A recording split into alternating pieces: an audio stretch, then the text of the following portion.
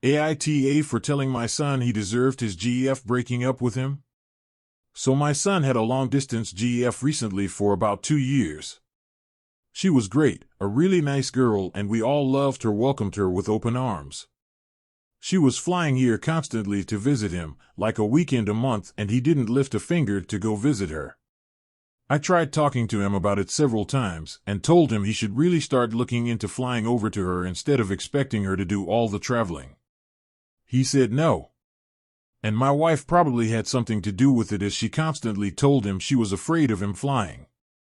I spoke to them both and said this girl is great for him, she was willing to move over to our country too, but said there was one condition, and that was he'd have to fly over to her country too.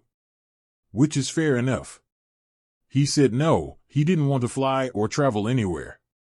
My son was becoming lazier and lazier, eventually telling his GF and us that he was perfectly fine never traveling anywhere, including holidays, etc.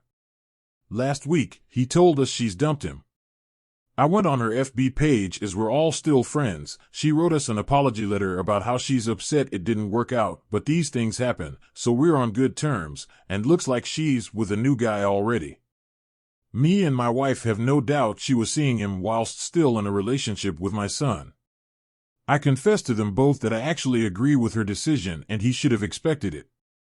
He did not treat her properly, and I hope he learns lessons for the next one, because he needs to make more of an effort.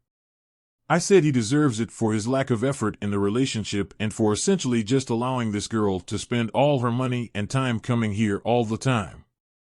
Wife and son are very upset that I said this. Very, very upset, and my wife says I am being horrible.